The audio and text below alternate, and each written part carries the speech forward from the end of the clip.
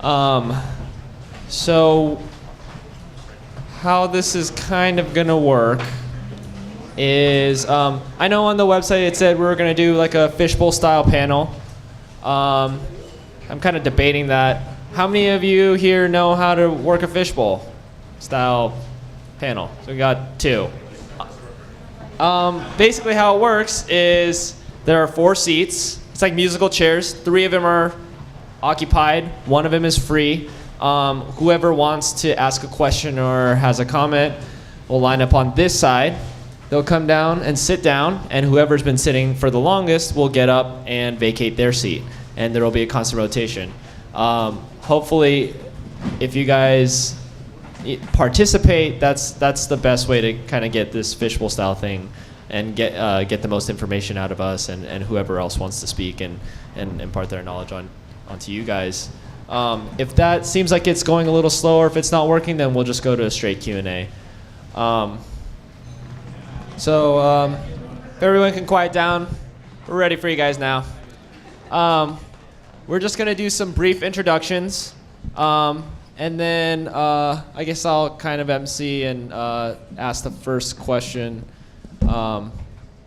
So I guess what we'll be doing is we'll give an introduction, and then we'll talk about one bit of advice that you would give to any junior dev in any situation, regardless of circumstance. And so, hi, I'm Ken Shimizu. I graduated from the 2nd cohort of Dev Bootcamp in summer of 2012. I worked at a smallish to mid-sized startup for about a year, and then I came to CarbonFive, and I've been a developer here ever since for the last 8-9 months or so. And one thing that I always tell junior developers is to find an opportunity to pair with somebody that's way more senior than you. So whether it's going to a hack night and just sitting down with someone, or chatting someone up and getting their contact info, and maybe setting up a time, or even if it's just asking for a practice problem and then sending them your answer and getting feedback, all of those things are super valuable, and that's something that I always tell most of the people that I talk to. Hey folks, I'm Jonah. I joined CarbonFive as a junior developer about 6 years ago, and at that point I had a little more than a year of professional full-time experience. So basically I have no idea what it's like to go through boot camp now, but I have seen the process of joining a company as a junior engineer and eventually becoming a senior engineer and a technical lead, leading projects here. I think the thing that made the biggest difference for me was definitely finding formal or informal mentors. I feel like my first job experience didn't really provide great insight into what they considered to be high quality work. And as a junior employee, not knowing the difference or not understanding what expectations were versus actually seeing it in practice from your peers made a huge difference for me. What's the core takeaway from that thought? I think it's the value of mentors, whether or not they're formally expressed as such, but being able to find them in the organization you're joining makes a huge difference to junior employees, or at least it did to me. Cool. Hi everyone, my name is Anna. I actually work in CarbonFive down in Santa Monica, and I'm just here for the junior jump this week. And my background is I took the General Assembly backend course last summer, so starting in May and finishing in about August. So it's been about a year now since I went through boot camp. And then after boot camp, I worked at a startup in Venice for about a year. And my big takeaway from all of that experience is to find a project that you're really passionate about, and to just work really hard on that, because sometimes it can feel like a chore to be doing all these exercises that don't really go anywhere.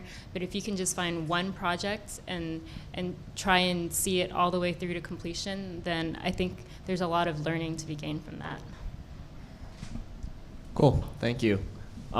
So if you guys have any questions or comments or just things that you want to know more about, please line up starting on this side and just walk up, sit down, grab a mic, and ask a question. And if not, then I'll ask another question. Or raise a hand. We'll see how bold people are. Yeah, jump in. Oh. Actually, Okay, that'd be great on behalf of everybody here, okay? So, Daniel Kehoe from Rails Apps. For the participants in boot camps, what was the biggest deficiency, do you think, in terms of the boot camp curriculum or preparation, in terms of jumping in and really being prepared to be productive as a junior dev? Let's see.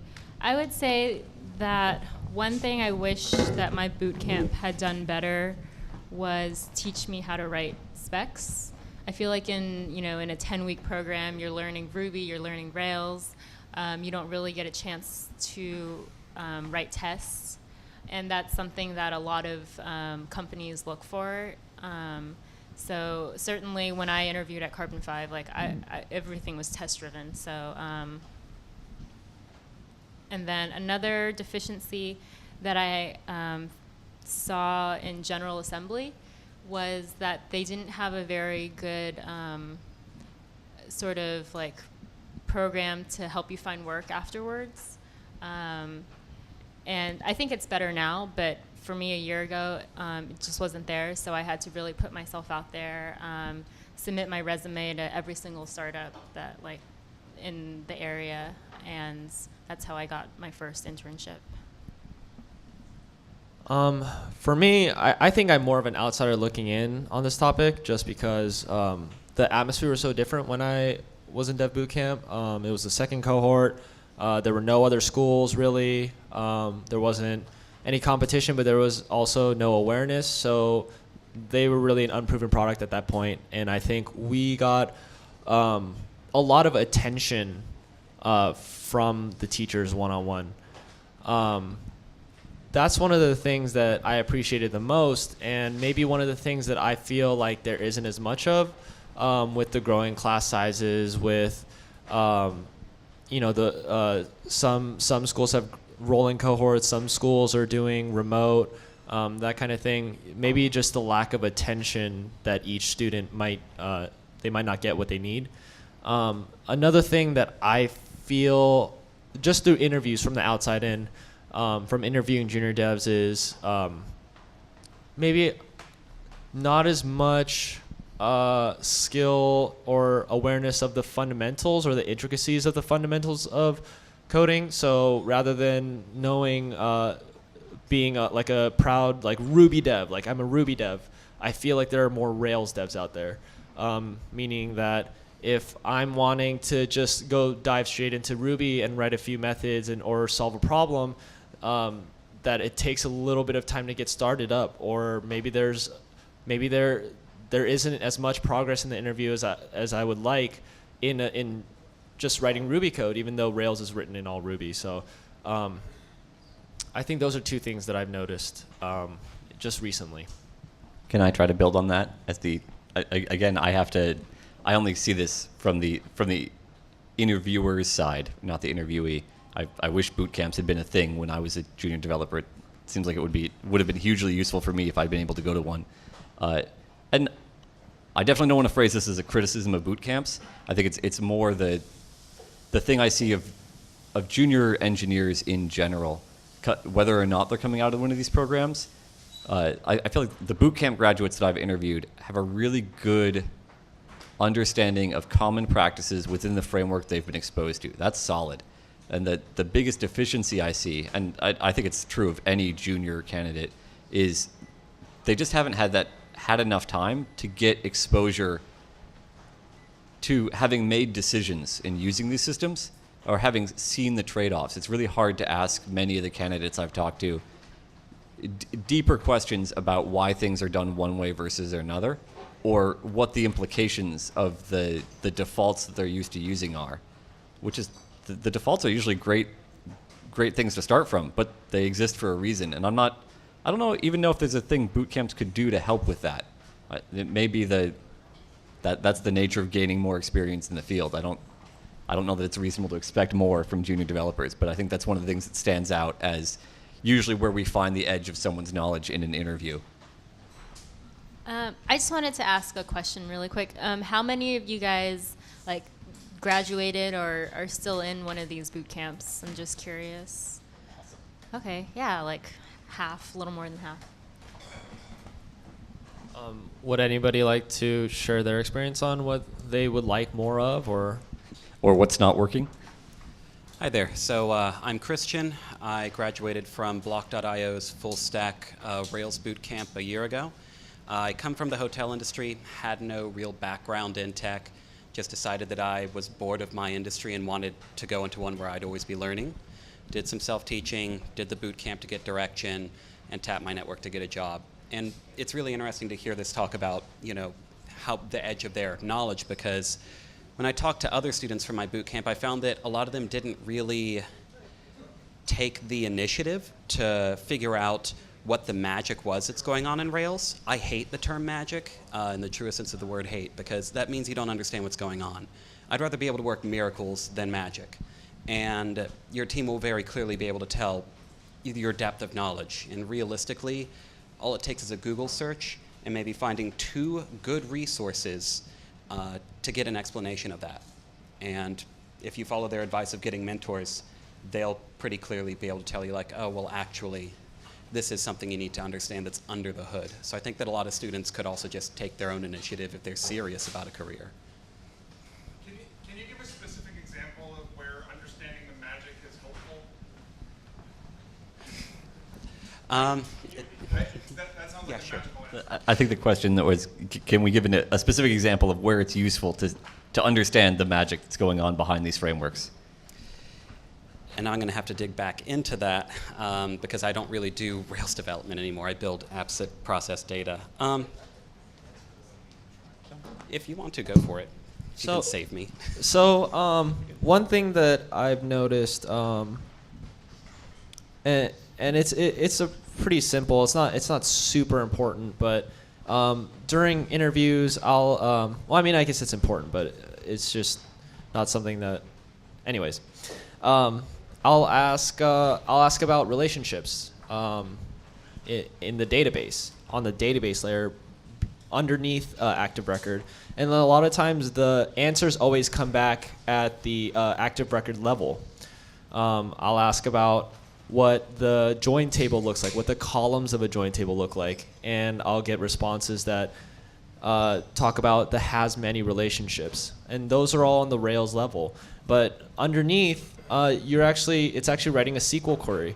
And if later on you need to maybe optimize that SQL query a little more, or if you need to write an index on certain columns because it's querying on those columns and you don't know what it's doing under the hood, then you don't know what to look for. You don't know what to fix or where to kind of tweak that software. So, can I build on that? Because that's something I've seen interviewing people as well, that I feel like the technology stack we work with is amazingly deep. If you want to keep diving into the details, you can go down and down layer by layer for a long time. That's definitely not a useful use of your time. As fascinating as it might be, if you've got to pick how to spend the limited number of hours you have in your week to learn software, I can't tell you honestly just to keep diving down as much as you want, unless you're having fun with it.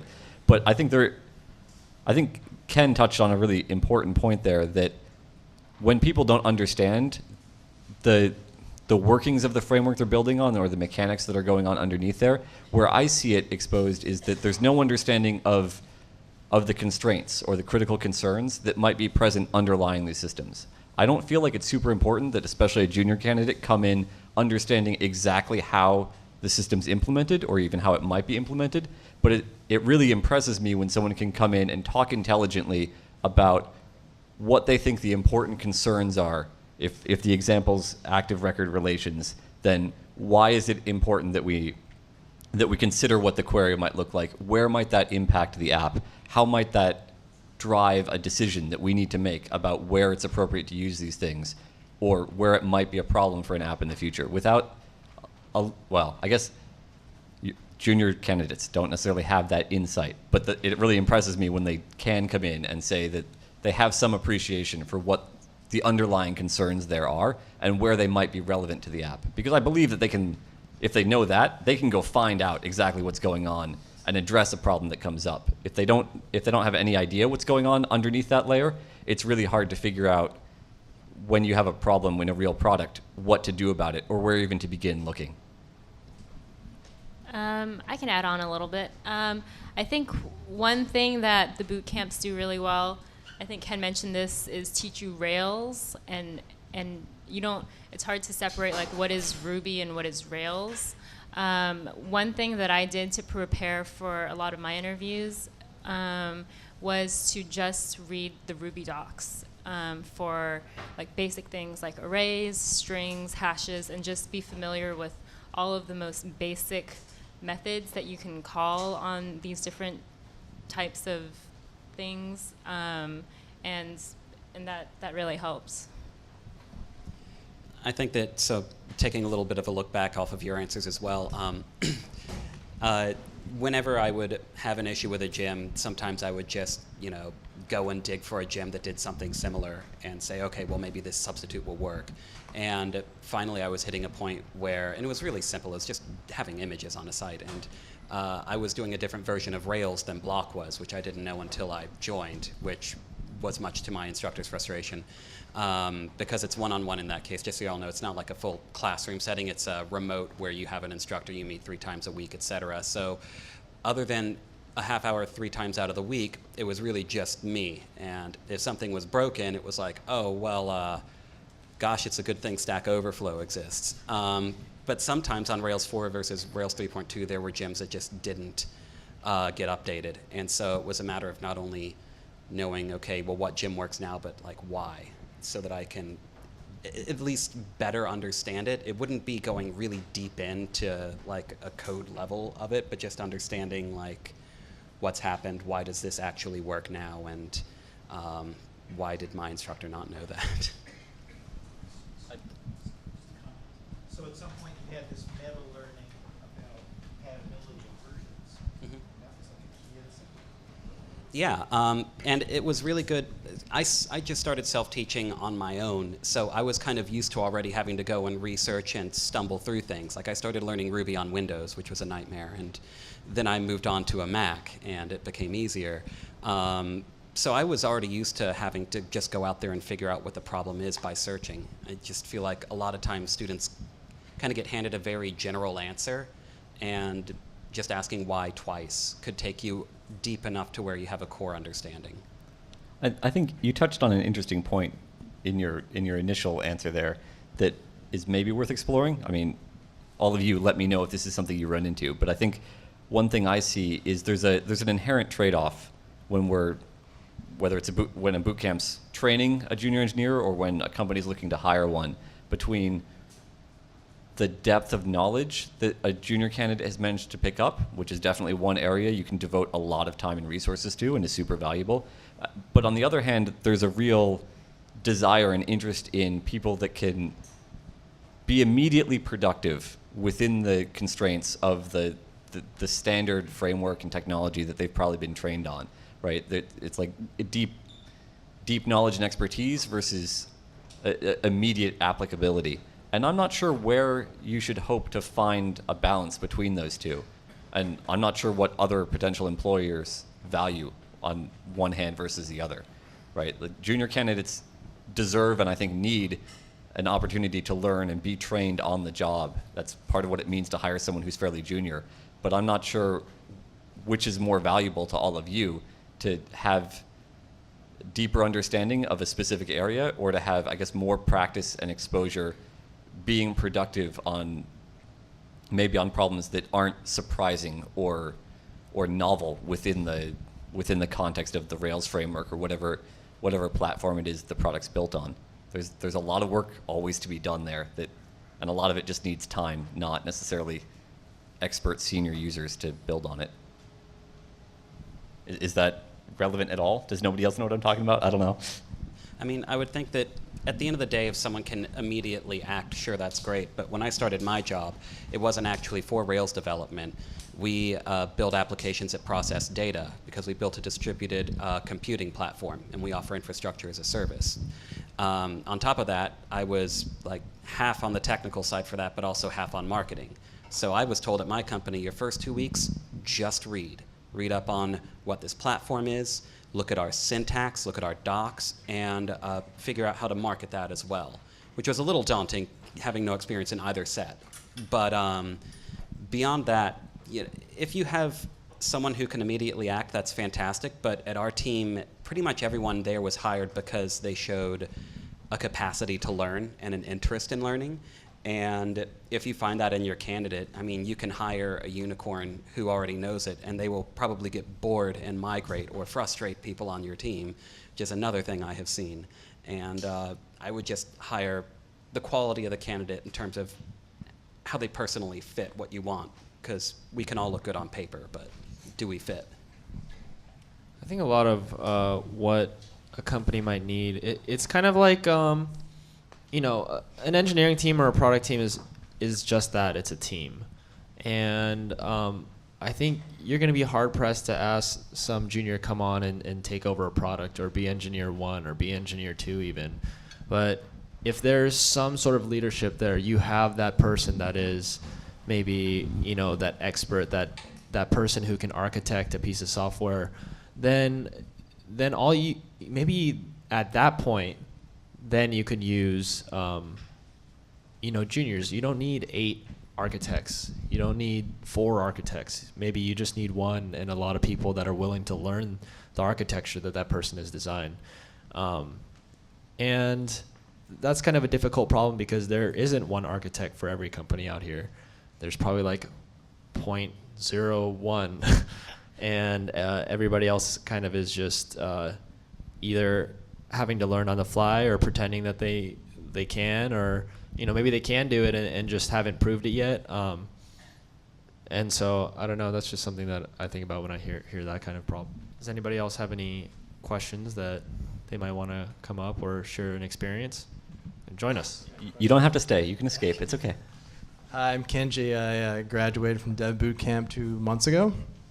And one of the things I've struggled with since is just how to allocate my time efficiently. Like, I'm struggling whether to spend more time just spamming like my resume everywhere, or because some people prefer like the shotgun approach, you know, where you just like send your resume out to as many openings as possible and see what lands, versus just like really just hunker down and like getting some deep knowledge about, you know, going over Rails, the foundations again, just so I'm like, I have a lot more to bring to the table once I interview and hopefully get a job.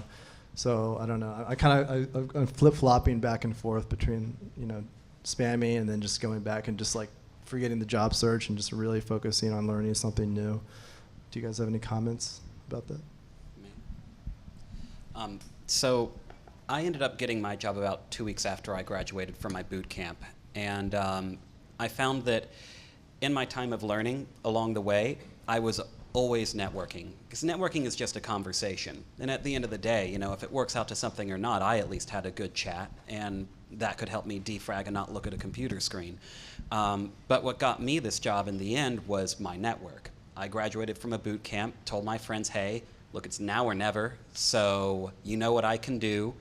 Let's see what happens. One of them did the shotgun approach for me, but what I got there is someone else putting their name with me. It gives credibility, because I don't know how interviewing goes for you all, but I don't know that you actually look at their GitHub and really go through and, you know, I don't know how deep that is. But that person's name being beside me on the 500 startups distribution list was a very nice shotgun approach. And from there, your network just gets you in the door. Then you have to sell yourself.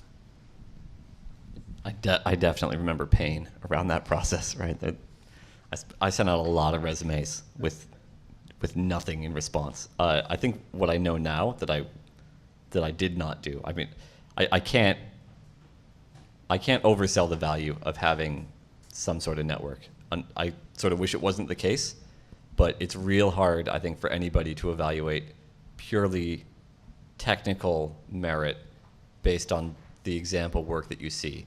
no matter what you pick to work on, I think it's really hard to find something that's necessarily relevant to the people you're interviewing with.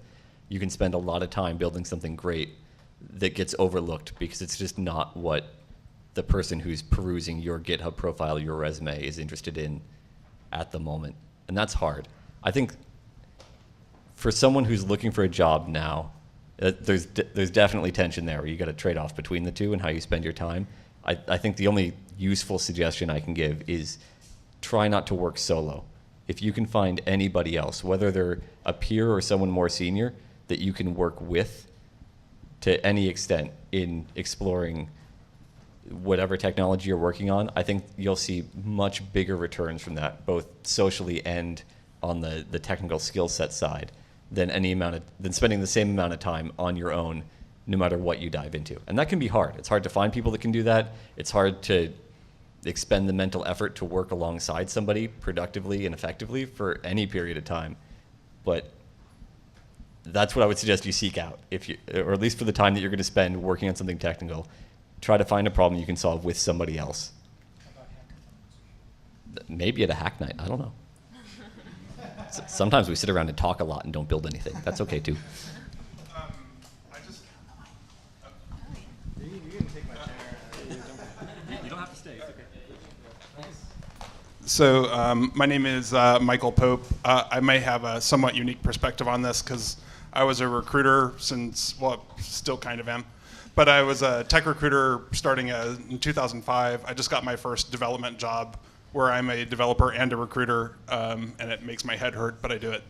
And I didn't go to a boot camp, but when I started looking for work in April, I think it was, I couldn't get my phone to stop ringing, and I went on more interviews than I had time to count the number of inquiries coming my way. And I did end up getting a job, although it was a very brutal process. And so I thought maybe somebody might want to know a couple things about how to do that, although I'm not sure what to share. And I'm a Rails developer at a startup that rocks called User Testing. Well, so it sounds like you got a good hit rate with whatever you were doing to send out your contact information, but Yes. it still took a lot of tries to actually get an offer. Is that right? Yes.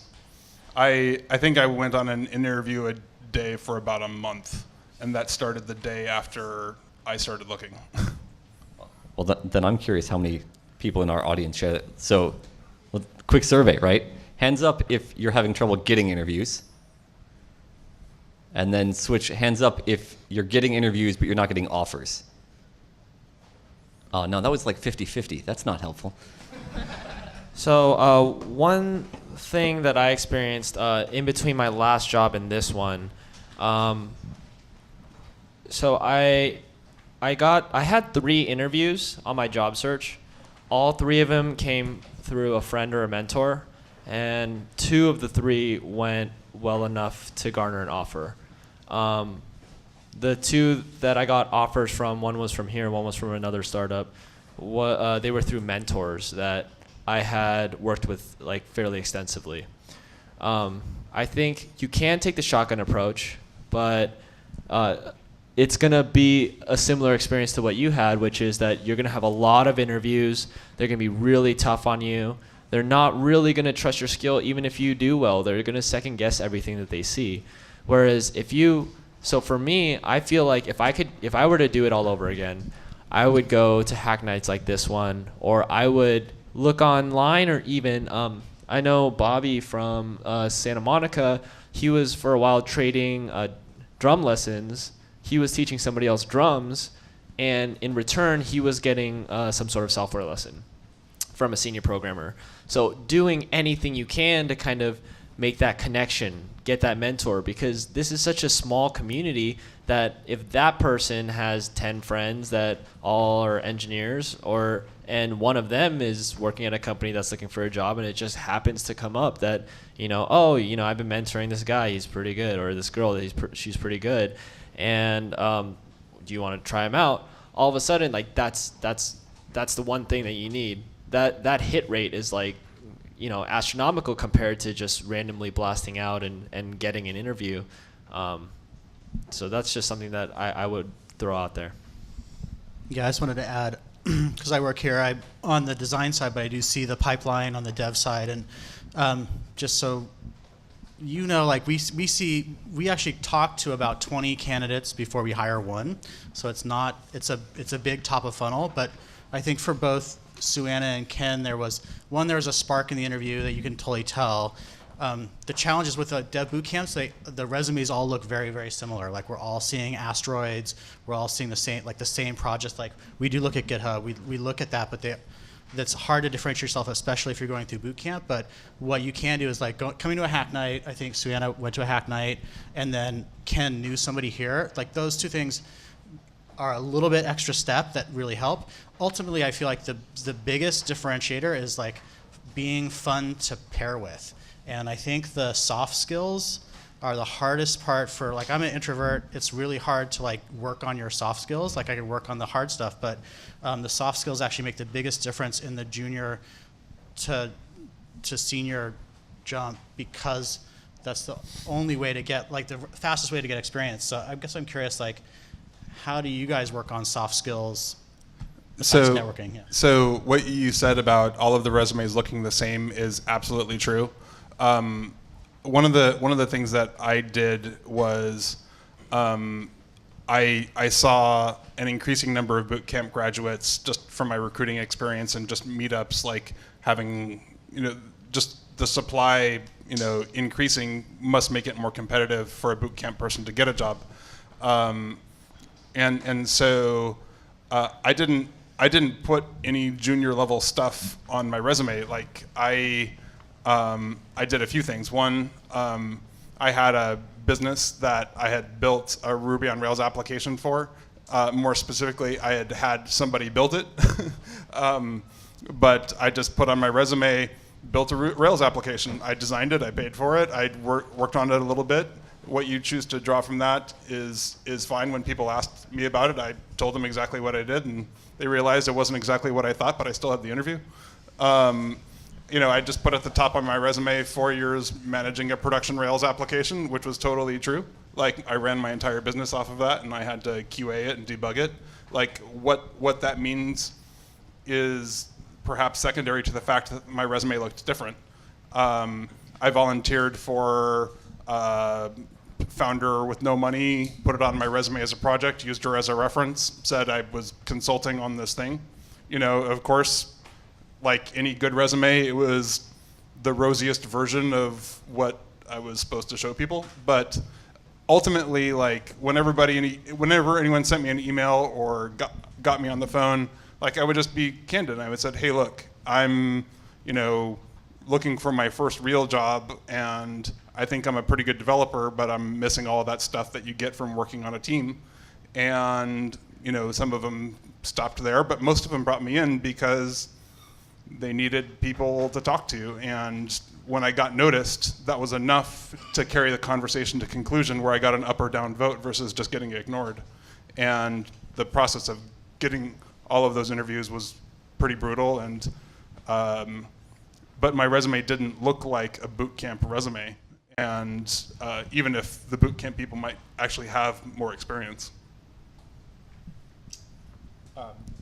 You mentioned soft skills, and I think I'll answer that in the Dev Bootcamp spirit, because I think there's a lot of us here who know what I'm going to say. And as far as developing those skills, we had a lot of experience with something called engineering empathy.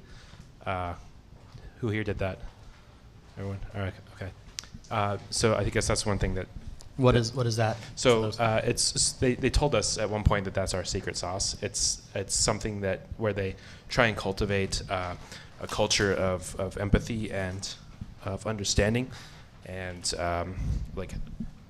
what they set out to do was create people who could learn well and also work with other people. I don't know if that's specific to Dev Bootcamp or not, but that's something where we definitely focused on that at one point. So we have that, at least that small advantage. Yeah, there's the interesting thing with the boot camps, because there's a networking, which is actually trying to get you a job that they push, but then there's the other parts of soft skills that are more about being a good employee, which I think sometimes get thrown out the window, and the boot camps are offering like money back guarantee, they're just pushing you on the networking side, but I'd be curious, any details about the secret sauce of like actual activities that you would recommend people do who weren't in your camp? Yeah, so it focused a lot on feedback and how we work with one another in providing feedback and accepting feedback, and there was also a lot about how we deal with ourselves internally, and that's a huge thing, especially when you're starting out. There's a lot of inner conflict that goes on with learning something very foreign at first. A lot of us, like me, for example, I have no technical background whatsoever. I'm going to leave that down there. Were you the one that said you're still looking for work? I am, yeah. Okay. One thing I'll say. Yeah. One thing I else. didn't mean that in the way it sounded. No. One thing I'll say about soft skills, coming from a very different industry where I was pretty much paid to talk and be friendly all the time, my company's also put me through a series of leadership academies. I think that the main takeaway of that is working in a team. Just as the previous speakers up here said, find a mentor, find someone to pair with, because coding at home and following assignments is one thing, but as soon as you put even one other person into the mix, you very quickly find out how you communicate when you're working closely on a project. And it can provide insight into, oh wow, he was really frosted when I said that this way. Perhaps I should soften that. And just learning some very simple, I suppose, etiquette in that regard. And also someone can take my mic whenever they want to as well. I'll take this opportunity to pose a question. Hopefully someone else can answer, and I'll also vacate my seat. You're going to respond. Yeah, let me just respond to that last question first. So I'm Jeff. I graduated from General Assembly's Web Development Immersive at the end of June. I'm looking for a job. And for me, some of the most valuable experiences, David, in response to your question about the soft skills, have been doing hackathon projects with people, which I did about 4 times before I started the WDI. And also, of course, we had projects during the course to build portfolio projects and things like that, which involved interactions, which sometimes worked out well, sometimes did not. Prior to doing that, I think that people bringing their experiences. For instance, many years ago, I was involved in doing meeting facilitation, and when you're doing meeting facilitation, you have to get a group of people to agree to the same thing if you're going to have a productive meeting. So those skills, I think, come in very handy. Anytime you're managing volunteers, which hackathons are kind of like that, where you don't have authority to tell people what to do, but you have to lead them by getting them to buy into some sort of vision, I think is very useful. I'm just going to ask a question. I think it's kind of a dumb question, but I'm just going to ask it anyway. And this is kind of directed at you as well. What's a junior dev? What is a junior dev? And like, how do you know what to look for when you're a junior dev? Like, how do you read the market? How do you find what exactly you should be applying to? If that's even something I should be asking. I'm not. So a junior dev is when the people on the team think you're in the bottom half, or perhaps the bottom 25% of the experience bracket, where they don't trust you with the important stuff because they don't think you can do it yet. It's all relative. I mean, a really crappy experienced engineer could be considered functionally a junior developer, but one with bad habits that you wouldn't hire. I mean, ultimately, it comes down to your ability to contribute at a level where it makes the company way more productive, and perhaps it's measured in terms of just your ability to be self-sufficient or grow on your own without being a drain on resources. Like, everybody is going to struggle with how do I do this thing or that thing the first time they see somebody else's code base or hit a production bug that is silently failing. But the way you handle that and the way you carry yourself under pressure and all of the stuff that just comes with experience, it's just practice, practice, practice, and sort of like you wake up one day where you're just not as green as you used to be, I guess. So in terms of, now that I know what a junior dev is in terms of like being a developer, just in terms of development practices, how would you approach finding that first like opportunity? How would you sort of like parse the market, and what would you look for? How would you do that? Got it. I am not a particularly delicate individual. I spent a lot of time trying to be strategic about stuff, and eventually I just decided that I was just going to bang my head on enough doors and bash through walls until somebody paid attention to me. And I'm 6'5", and I have a sales background, so I'm kind of good at getting noticed. But even beyond that, it's not so much about technique as being lean. Like, you try something, you try it a few times, maybe even a dozen times or 100 times, but if it's not getting your results and you don't change what you're doing, then you should probably do the other thing. Like, there's a lot of different paths, and everybody has to play to their own strengths and weaknesses, but ultimately you got to show up and you got to practice, and you got to do it the best way you know how until you can find a better way to do it. And there's no protection from being a moron. So just use your head. Like, say, is this a company I really want to spend time with, or am I working too hard to get the attention of people that may not be the best mentors for me? Ask somebody, hey, are you hiring? And if they say yes, can I come interview? If they say no, you say, why not? And if they say yes, then shut up and go interview. Like, see where you get attention. Like, see where you get results. And if you get attention but the results you're getting aren't what you wanted, do something else. Like, you gotta experiment. I think one thing I remember from the last time I applied, and I believe it still holds true, but a thing I did not know when I was first applying to junior positions was that the job requirements listed are aspirational, right? I think I still see a lot of junior engineer. We're looking for a recent graduate with 2 or more years of experience. Sorry, what? So it's hard, and I think especially depending on your personality, it's easier for some people than others. But the set of skills that you see listed in a job position are things that the employer thinks would be relevant and they think would be nice to have.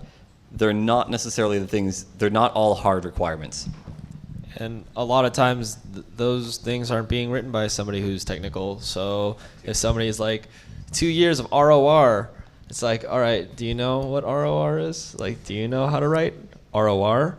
Or I would look around sometimes, and 2 years ago it would be like 8 to 10 years of Rails experience. Like, who are you gonna find? Like, who are you bringing in the door with this kind of experience?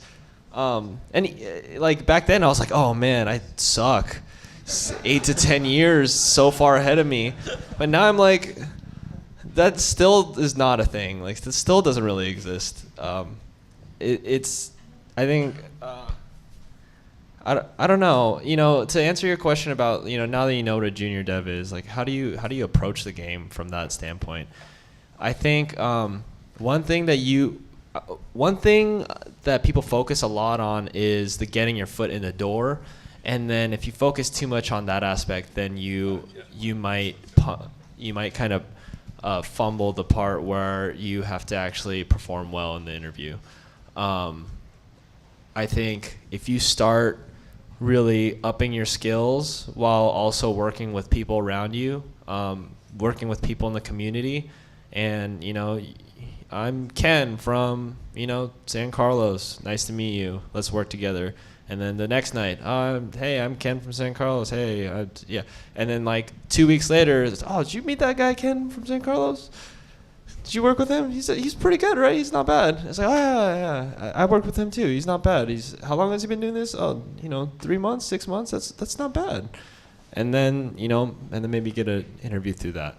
And then when you perform in an interview, you're more adequately prepared to do well in that interview. So that's just my advice. So I just have one last thing to say. So I can think of maybe 3 to 5 pivotal moments in my career where I had a life-altering event where I basically was just working hard and just showing up enough times, and eventually I got lucky.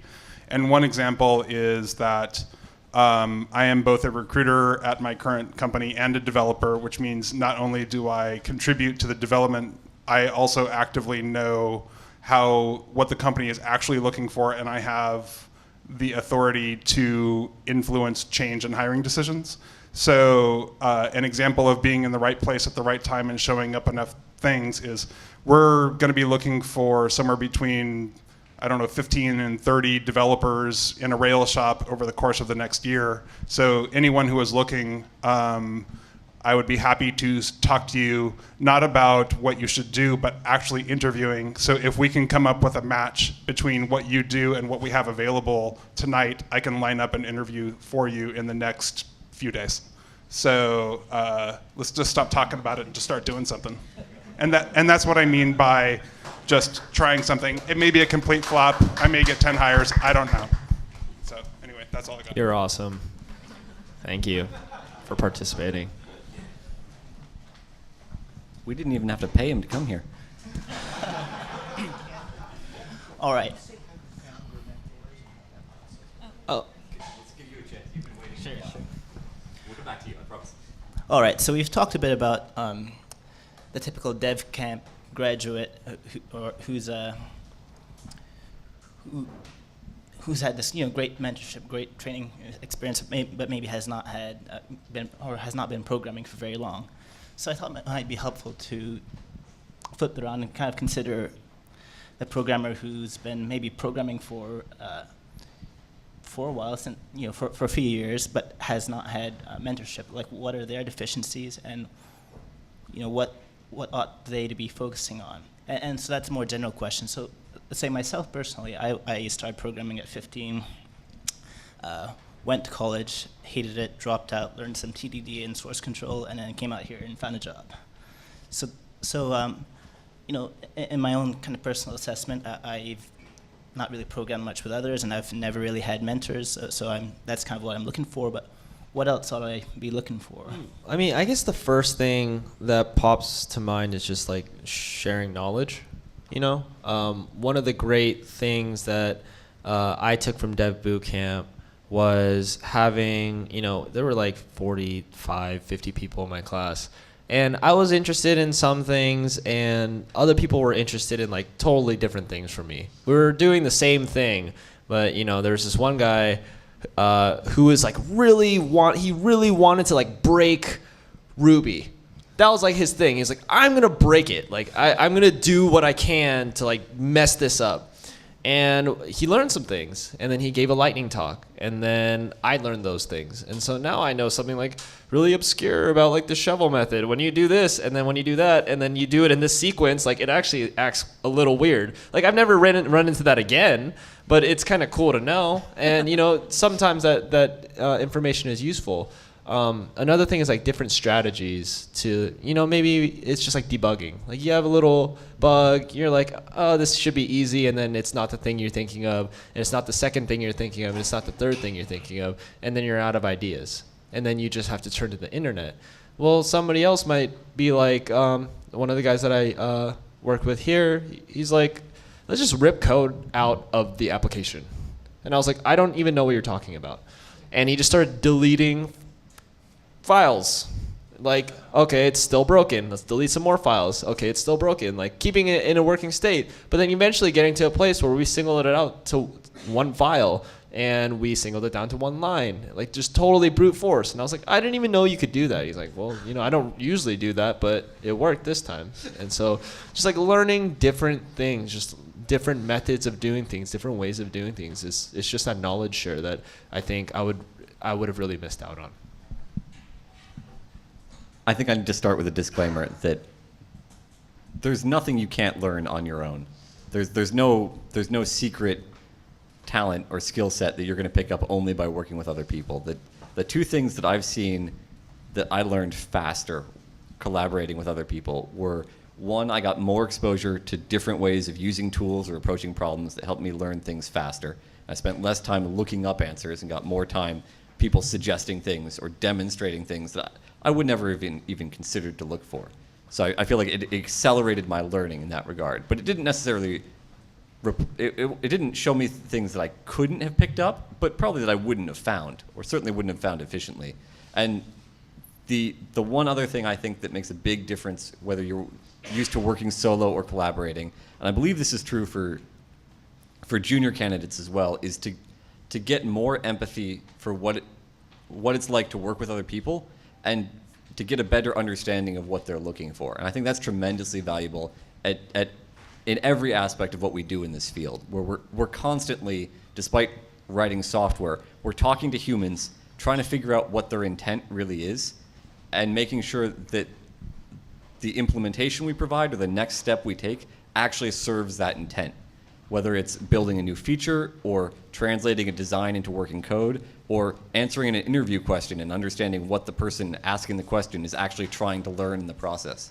And I think I picked up a lot of that skill through working with other people and being forced to consider it frequently, often through the form of, wait, what are you doing? Why are we doing that? I don't understand. What, huh? But it works. And I don't know how I would pick that up on my own. I totally believe it's possible, but I think it was much faster when I had people who were willing to struggle through that with me. Hopefully they got something in return. Yeah, thank you. No, I actually find it really nerve-wracking to be programming with someone else, with them watching. Me too. Sure. Six years later, what's your me too. mindset when you're going into that? Or, is there a better way to think of, try to get something out of this rather than just be nervous?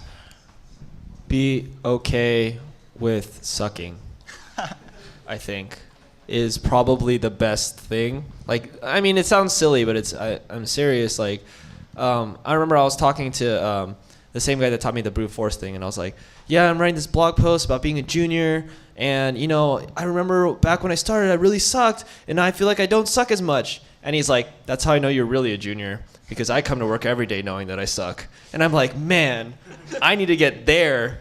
Because, he's totally like the best engineer that I've seen, or one of the best. And for him to approach the day in that way, it's kind of like, okay, well, I could see where he gets the confidence of like, hey, let's just try this. Let's do this thing. And let's just power through it. And, let's use Google and let's use all these resources and let's kind of mess up a little bit and then backtrack. And we have source control to save us. And so just being okay with maybe looking dumb for a while before you actually get to the cool solution. Just to add on to what Ken was saying. Oh, by the way, I'm Richie. I'm also a Dev Bootcamp graduate from the Chicago School. Currently a developer at ThoughtWorks. And just to, like I said, add to what Ken was saying. One of the things they teach us at Dev Bootcamp is something called exposing your ignorance. And that was pretty critical just in my education over the last year or so. Just always kind of asking why are we doing X versus Y? Why, said why twice there.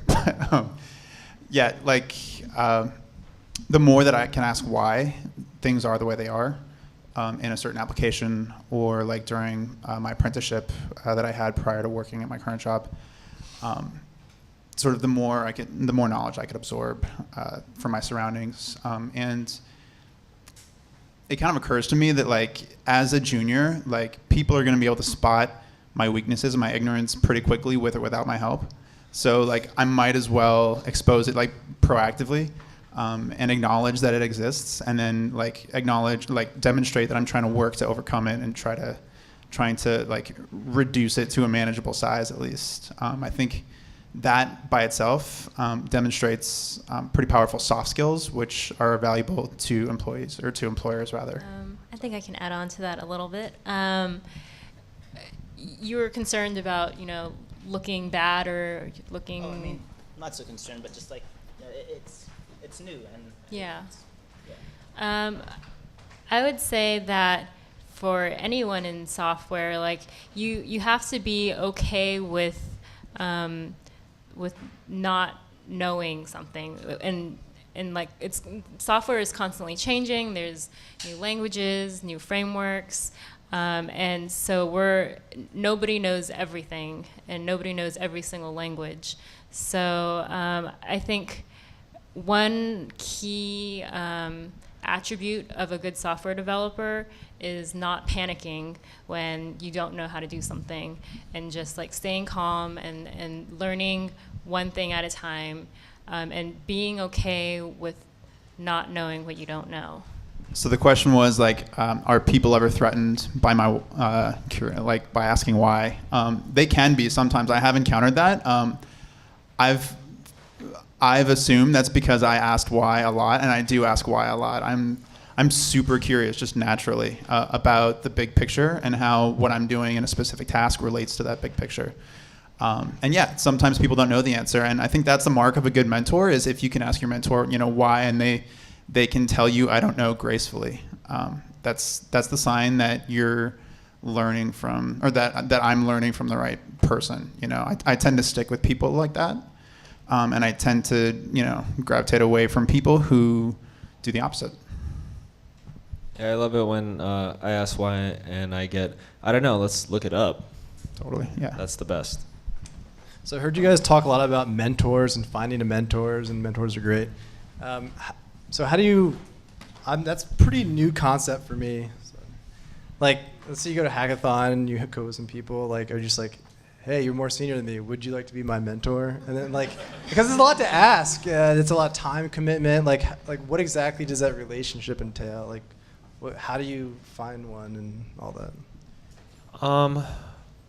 That's interesting.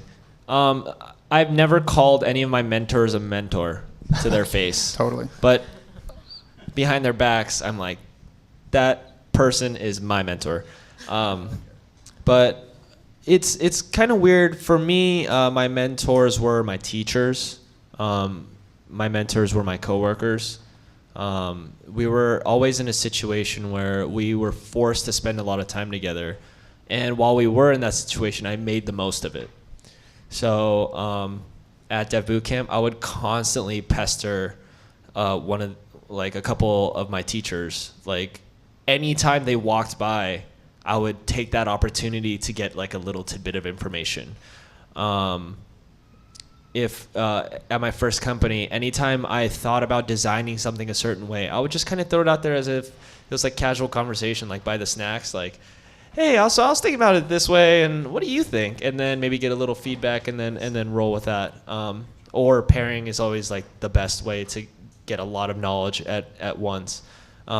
If you don't have that access to a person for a long period, like a lot of time, one thing that one way that I've interacted with people is through code reviews. I'll be like, hey, this is a little problem that I thought was fun. Do you want to try it? And then they do it, and then I send them little notes. Or I'm sorry. Go ahead and finish that thought. Oh, I was just gonna say, yeah. Well, yeah. So it's not like this formal thing, like every Tuesday afternoon at 2:00 we're meeting by this bench. It's like, it's not. It's just kind of like your little nuggets of information of time with this person, and it could be various people that are more senior. I like getting specific. So the question was, how do you find mentors? You can come to a hack night at CarbonFive, work on some Ajax stuff. Hey, Jonah, can you read that email I wrote you about a year ago? Thanks for staying up until 10 to work on Ajax with me email? Yeah. So you just find someone who can help you with something that you're working on. They will help you get further because you're trying, and then you follow up and say thank you. And then you just do that enough times that eventually it'll start to stick, and you'll have a second conversation. You just literally put yourself out there, try, say thank you, and that's all you got to do. Wash, rinse, repeat. Yeah, show up with specific questions and specific problems that you have that somebody can consume and then help you with on the fly. It's funny. I feel like I needed to respond to this because I mentioned mentors earlier.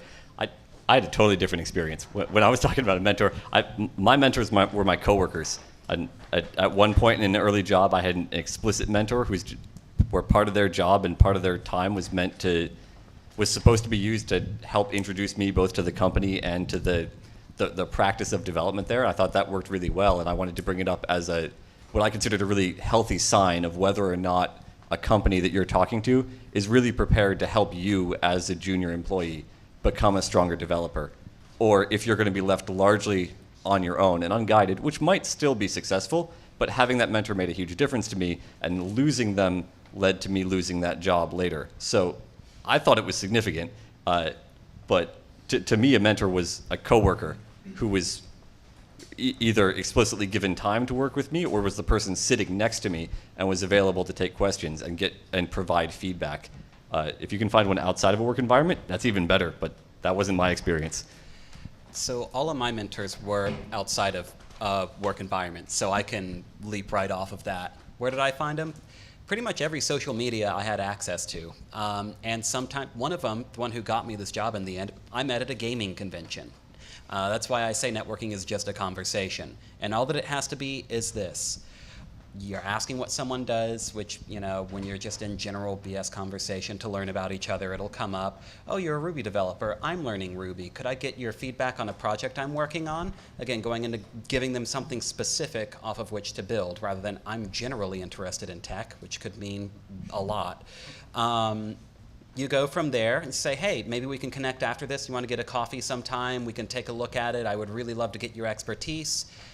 If they follow through, fantastic. If not, whatever, you move, you know, hopefully you had a good conversation. But if they do meet with you and you do, you know, actively show interest in what you're doing, show that you want to learn from them and be engaged, follow up with a thank you. Sounds so simple, yet we still say it today and remind people to follow up with a thank you. And maybe follow up in a week or two and say, hey, here's the progress I made. Thank you for the time you've given me. Would you like to catch up sometime? That's really all that it is, both before I got this job and even now that I'm in this position today. I'll meet people at conferences, have a conversation with them, connect on LinkedIn, and you know, we're still in touch now because you just keep the conversation going. For those of you that aren't able to find mentors, I forgot your name, but Mike, the recruiter developer, said earlier is totally valid. These hack nights are a great opportunity to come and get the opinion of any CarbonFive or even other developers. And because the time is so limited, it's every other week for just one evening.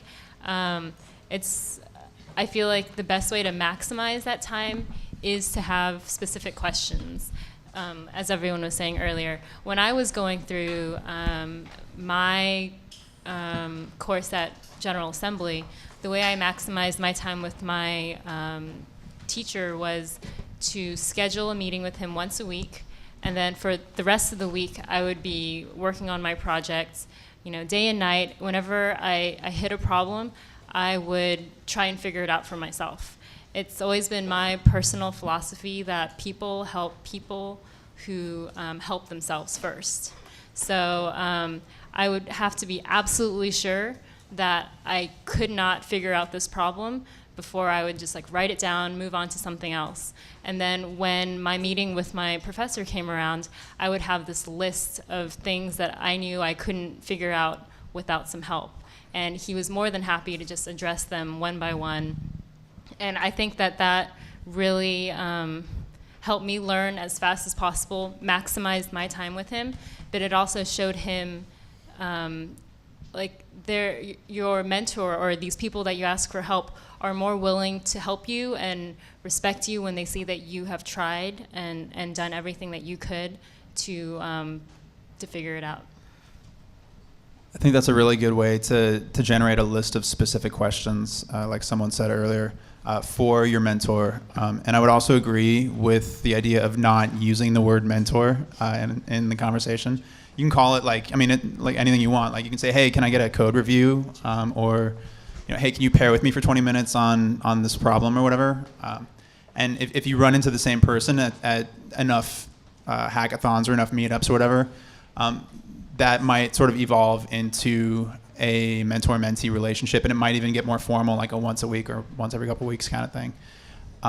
But yeah, like if someone were to approach me and say, hey, will you be my mentor? Like I might think that would be like too sudden at first, but I would be more than willing to give like X number of minutes of my time, or like an hour of my time or whatever, to like pair on the open source project that they're trying to contribute to, or like the Battleship app that they're working on, or whatever.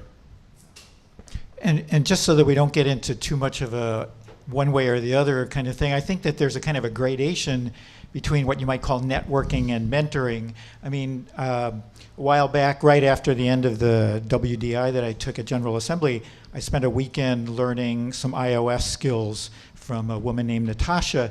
And just a few days ago, I ran across something about prototyping called the $1 prototype by this guy, Greg Noodleman, that I thought was really great. I heard him speak once, and it looked really good. So I just wrote her an email kind of out of the blue and said, hey, here's something I think you might find really interesting.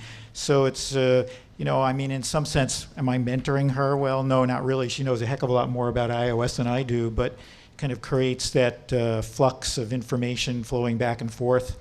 And I know that in the cohort at General Assembly that I was in, there are a number of us who have been kind of passing around resources, and that's very helpful also. So my name's George, and I run a software company based in Wellington, New Zealand. And we create software for helping groups manage shared expense accounts, allowing everyone to pay online. One of the things I thought I'd just add to this whole conversation, particularly for those looking for jobs, is like choose a team that you actually want to work for.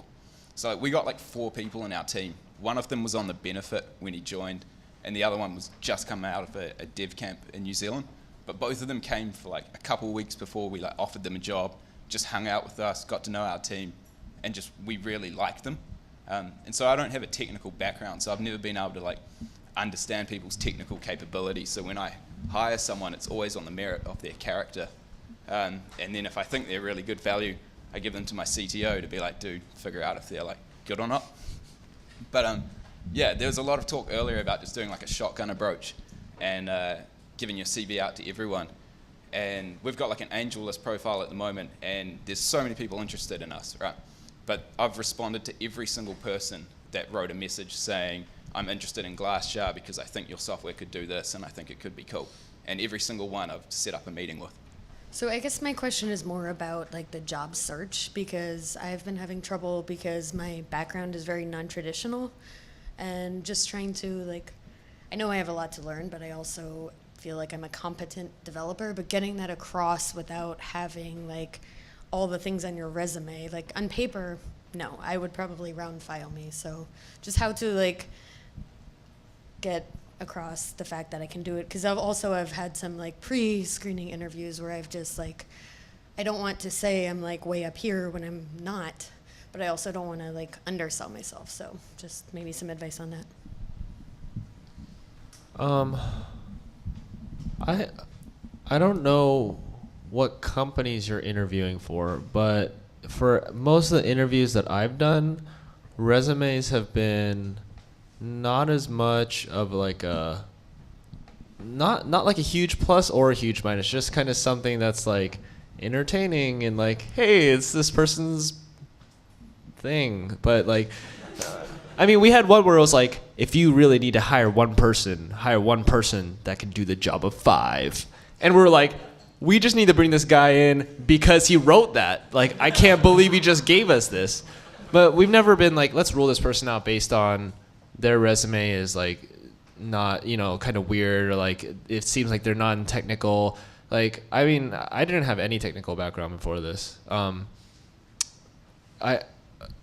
then how do you get the interviews if you don't look good on paper? I mean, I still feel like the best way is to go out and meet people and see if you can find opportunities through that rather than through like a cold approach. Yeah, I have to agree.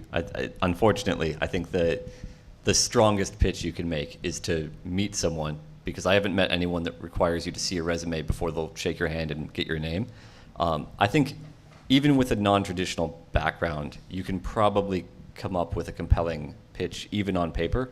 There's definitely there's a trade-off, I think, especially for junior positions, where I see more junior positions being listed as available at larger companies. And I think in many cases, larger companies are better equipped to support and actually have in-house training programs, but they're also more likely to require or expect a more traditional looking resume.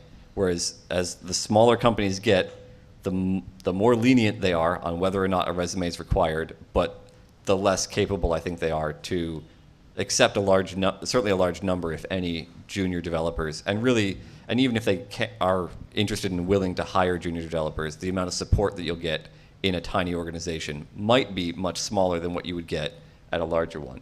But in any case, I think any background you should be able to express as a valuable skill set. I bet, I don't know what yours is, but I bet there's some way to use what you've done in the past, even when it's non-technical, to be seen as a strength, and to have a compelling story to tell about, like, this was my background, I did these things, I have skills, and I'm determined to transition into a technical role.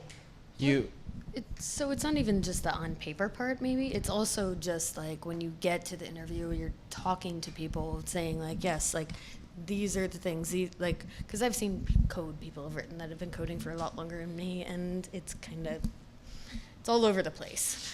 But like I know that I can do these jobs, but even like in some of the interviews, they ask me like very like data structures and algorithms, things like that I don't have that background, and just getting past all of that, even though I know I can do the job, has been a challenge. So. The fact that they're asking you about data structures and algorithms when you don't have that background is their fault. That's not your bad. That's they haven't prepared well enough to interview you. You know, that'd be like if a Ruby dev walks in and they go, oh, here, code Python, code Java. Here's something that you don't know, and let's evaluate you on something that you don't know. Like, it doesn't make any sense, you know?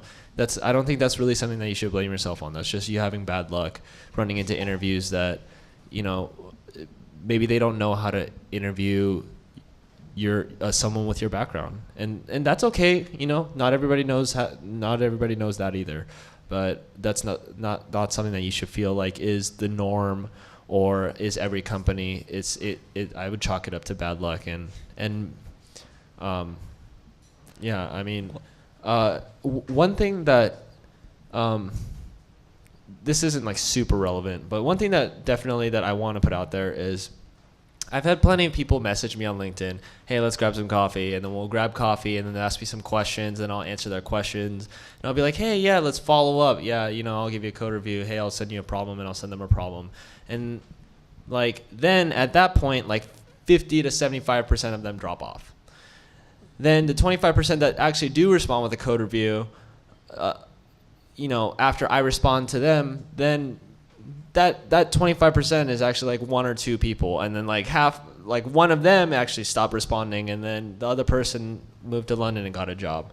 So, I mean, when I say like go find mentors, go talk to people, it's not like go talk to them once or twice. Like be persistent, you know, want to be their friend, like genuinely be interested in getting knowledge and sharing knowledge with them, and that's what's really gonna be the best path, I think. I agree with Ken that that's a poor interview question, probably for anyone, maybe especially for you. I'd love to leave you with something more constructive to try to recover from it, though, than walk away. And I feel the best tactic I can offer is to hopefully try to have some empathy for what the interviewer is trying to learn, even if they're asking a bad question. Fundamentally, I think an interviewer is hoping to find the edges of your experience and your knowledge.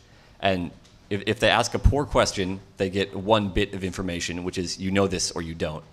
The best recovery I've seen is someone who can clearly articulate, well, I don't know that, I know that I haven't seen it, but I can demonstrate an alternate skill that I think is relevant.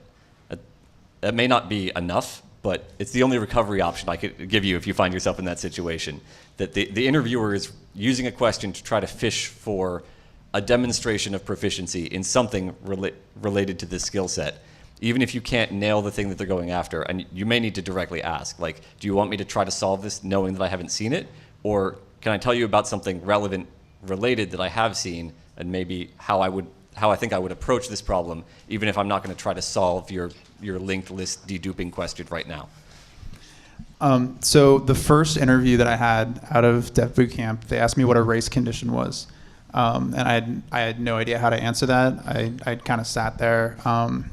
And after the fact, I went and looked it up, found out what it was, and I replied back, you know, hey, that question that you stumped me on, I took the liberty of looking it up. So that was one possible way to recover. I want to echo what was said by Ken. Like that kind of company that's asking about linked lists and sets and all that stuff, they probably aren't looking for people from a non-traditional background. That was my experience. But there are plenty of companies out there that are looking for non-traditional candidates. Where are they? Yeah, I mean, that's the $64,000 question, I guess. But yeah, like they are out there. Like, so being proactive and kind of following up after the facts, I think that shows a certain amount of desire to learn and to overcome the junior chasm. So I think one more. So I think a related question to that is, what's the role of portfolios, which we haven't talked about at all tonight. I'm wondering if anybody has any good thoughts on that. I know for me, that's something that I've tried to do with at least this one position that I've applied for with the federal government agency. They asked for a portfolio, and I was able to kind of put together 5 things that I thought were actually relevant to them, and hopefully they'll think so too, since I won't hear back from them for another couple of weeks. But I'd be interested in the responses to that. I think that's a radically different world. I'm not sure what advice to give you from that side. Who says you need a portfolio? Well, those are the same people not hiring you. In fact, I chose not to have a portfolio, which is maybe a reason I got more interviews, because can't tell if you're junior if they can't see your code. Well, that's one option. Maybe it works. To try to give something solid there, the thing I see as an interviewer today coming out of portfolios, I think, at least here, I rarely look through a complete portfolio in detail, but I'm at a company that prefers to talk in person than to do like to spend the equivalent amount of time reviewing somebody's portfolio code. I think the strongest takeaway I've seen junior developers get from assembling one is being able to answer open-ended questions like, give me an example of a hard problem you ran into and how you solved it, which is really, I think it's a good interview question. I hope so, because I've used it a bunch. But right, I'm fishing for, show me that you've found like some depth of expertise in something. And people with a strong portfolio tend to have good examples of that. People whose portfolio is a set of exercises that they went through usually don't have such a strong answer to that sort of question. But personally, I don't have a good example of why, at least here, why you would need a big portfolio of existing work to demonstrate proficiency. Yeah, I would say that from the point of view of the interviewer, we don't really have a ton of time to look through all of your code. Like, we're working all day, and then like 5 minutes before you come, it's like, oh, I have an interview. So it helps to come prepared. It helps to come, if you come with your resume, that's always helpful. But also, bring a laptop. And for my past 2 interviews, both of which I got an offer for, I brought my laptop and I showed them the project that I had been working on. I worked it into the conversation. When they ask you like, oh, do you have any side projects, or like, what's a hard problem that you've run into, then you can pull out your laptop and be like, oh, let me show you. And then you can show off, what you've been working on. And it certainly makes you look, more proficient. So I think we're close to time, right? Yeah, did you have one last thing that you wanted to? My question for next month is, I want to know if volunteering to sit on a panel helps people get a job. Let's find out. So I think that kind of concludes what we have. We have an announcement for potential job seekers that I think is cool. So I have been a senior dev for many years. I've been an architect for many years. And I've worked with a lot of DevCamp grads. And I think you guys have a lot of talent that is underutilized. So if I could see a hand, how many of you have graduated from a DevCamp of some sort?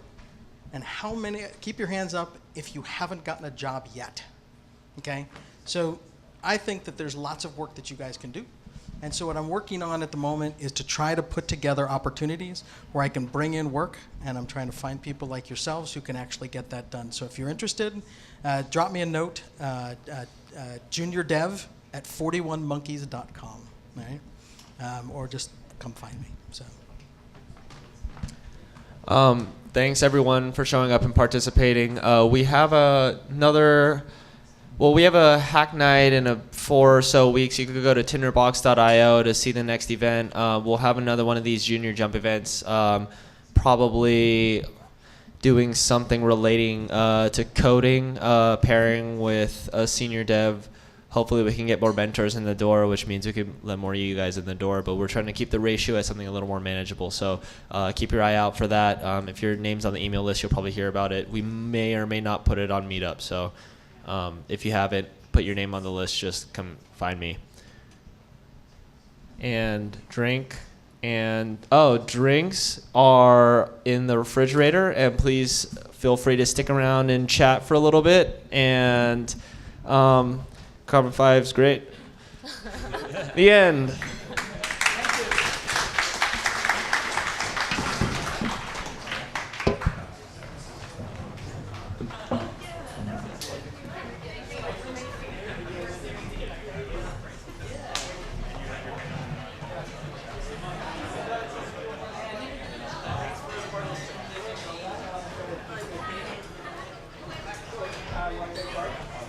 Yeah, I don't have a car.